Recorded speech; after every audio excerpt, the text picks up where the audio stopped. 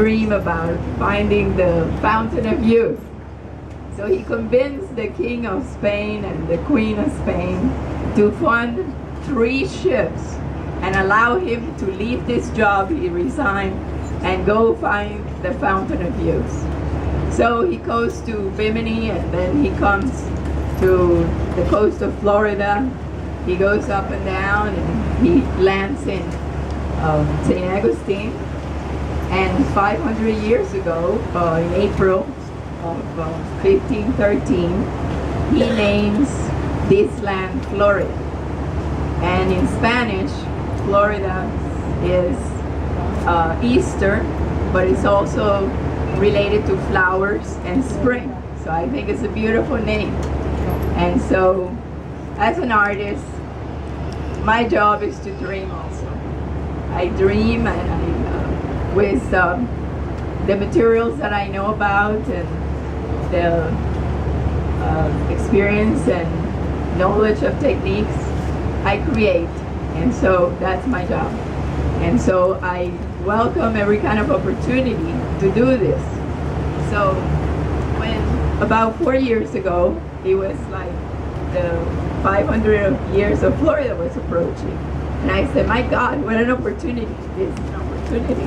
So what am I going to do? I have to create a sculpture for this as a monument.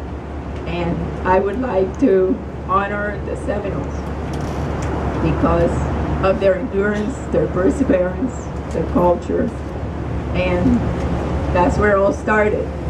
Also, 30 years ago, just about or more, I hate to say, a group of young people, including Ronnie Rogers here, we gathered over there across the water, and we formed a group called Frank Stranahan. And our dream was to make that a museum. I worked as a volunteer for 3 years. First year raised $135,000 towards a trust fund. And that opportunity gave me the knowledge of the Seminoles. I learned everything I could because I was fascinated by the history of Fort Lauderdale. And so I dreamed up a little girl that she came in a canoe with her parents and her friends, the tribe. So she comes down the New River, and her parents are going to trade with the Stranahans. So she's told to sit on the steps. So she says, so she sits there, she sees a flower. It's a hibiscus, which is a symbol for happiness and for being it's really mostly love and happiness. So she picks it up and she puts it on her hair. And then she sees 3 fronds laying on the ground, palmettos. She picks them up and she starts dancing around with them as if they were an umbrella. And it's about 1913. She's wearing this beautiful native dress, as the ones that I saw in the vaults. Seminoles were kind enough to allow the first Caucasian to go into the vaults and look at Seminole children's clothing. I wanted it to be as real as possible. So I studied that. And so I came up with this whole idea.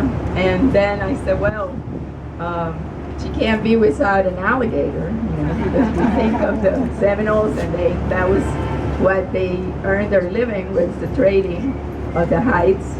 And then what about a dancing crane?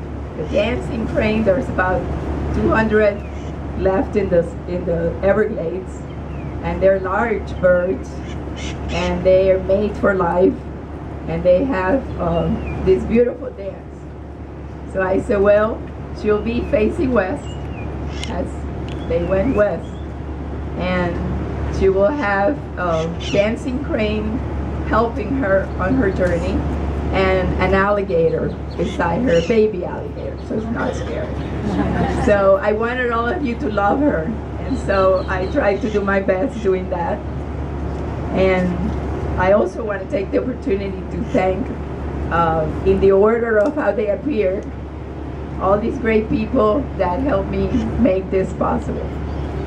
So I want to start with a beautiful person and beautiful inside and out, and that's my daughter Stephanie. She really took care of every kind of detail so I could just dream, you know. And so next, I want to thank Willie. Over here.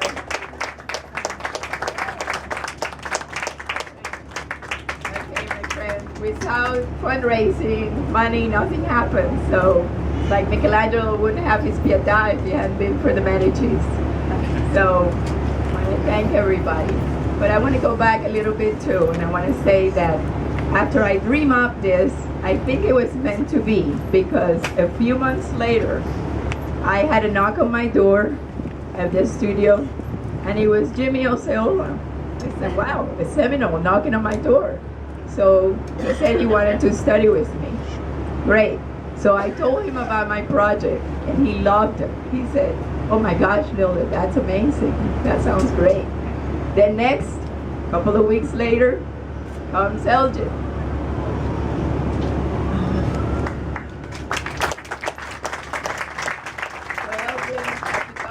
Friend, and immediately he believed in my project. He took me to the reservation, to the museum, to tribal council, just relentless until we got this project accepted. So he's been by my side all along. In search of this, she's really been wanted to get really deeply into the research of this, and it's really well researched. So what's a sculpture? We need a base, right? So I dreamed up the base. I said, well, we want to have this to be a collective. I am taking the initiative to represent all of you. So 500 tiles, 500 years, colors. The sculpture has no color, it's bronze. So we needed, when we think of the Seminoles, we think of all their colorful clothing. They're the only Native Americans in the United States with this type of patchwork. So I went, and Elgin helped me too, with the symbolism. The base starts from the top with the first symbols, which was peace, after the Seminole Wars. Peace. It's not here yet, it's coming. It's the only thing missing here at the bottom. But, so after that, we have the colors of the Seminoles and clothing. And we have on each tile someone's name. And we have 100 citizens. Thank you very much. This is part of I thought it's amazing too, because we had just 100 years of Fort Lauderdale. So we have 100 citizens. And then my friend AJ comes to me and says, Nilda, how's the project coming? I said, well, it's really hard to sell these tiles, you know. So she said, how many do you have left? I said, 400. She said, okay, I'll buy them all. And what is so giving of AJ is that she said, just do whatever you want with the names, okay? So here comes.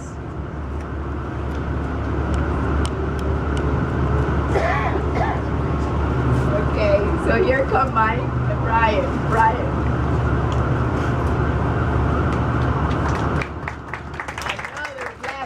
Another blessing, I can't believe. This naming committee, 3 months of 3 months of research, and those 400 tiles have the historical names, and up to now, names that have put the state of Florida out in the world. We have Jimmy Buffett, we have Chris Everett, we have on and on and on. But those are 400 tiles. So next, I said, well, I got to start this sculpture now, you know? So I called Jorge Fajardo. Right here, Jorge.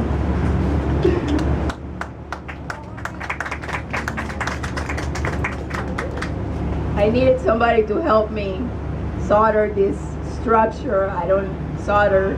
The foundries here don't do like in Italy, where I just design it and they do it for me. So Jorge came and he soldered the armature and followed very patiently all the way.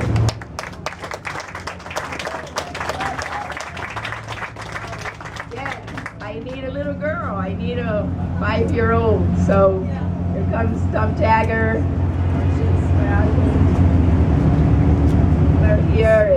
There she is. He has grown a lot. She was 5 years old then, and she's now 7, I think. So thank you, Mei Ling. Come over here.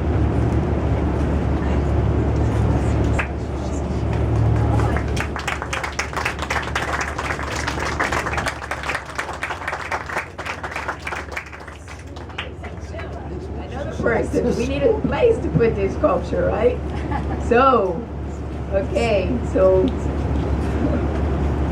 I called the director of Parks and Recreation, Phil Thornburg. I said, I got this great idea. I want to have a place in the city of Fort Lauderdale, but it has to be very special. Stranahan's, even though Stranahan house, I love the house, everything, I didn't think it was appropriate that it would be in the grounds. I think it needs to be separate by itself. Here comes Phil.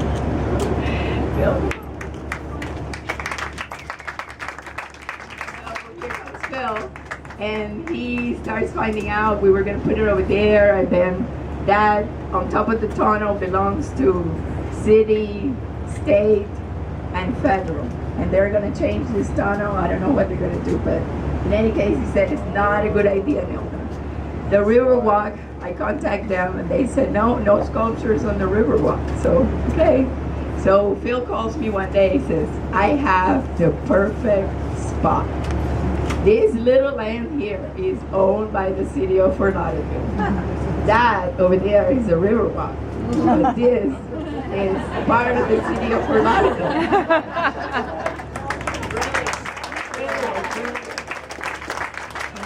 We said, okay, let's. So I also want to thank somebody very special who's here, who assisted me during this project. That's my father.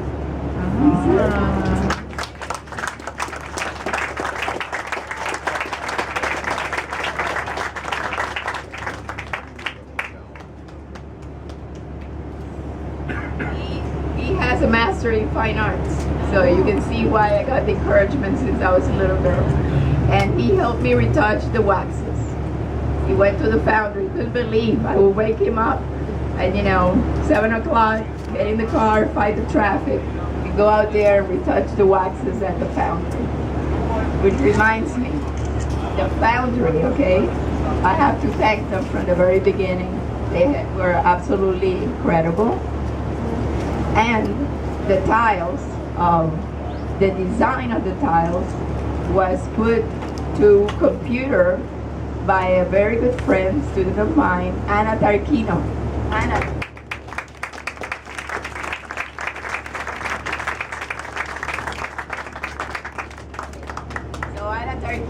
Is a great artist. She's a painter, sculptor, but she also knows how to do all kinds of things in the computer. And when I called, and Stephanie and I went up in northern Florida to where Dave was going to make the tiles, he said, well, you got to have all of that computerized. All those designs you made, that's going to be computerized. So I said, okay. So Anna said, I'll help you, but she didn't know what she was getting into. I don't think. But I really. Okay, so next, okay, AJ, come over here, AJ, please.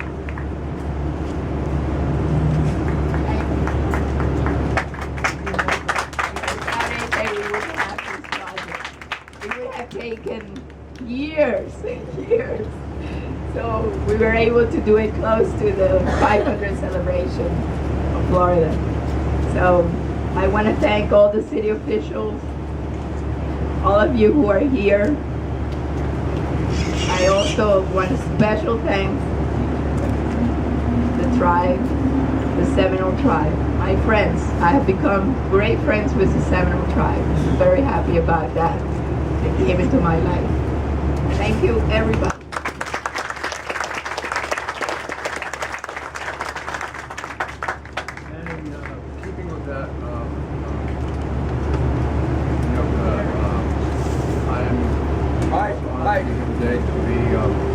representing the Seminole tribe in our appreciation of Ms. A.J. Acker's generous contribution to making a dream a reality today.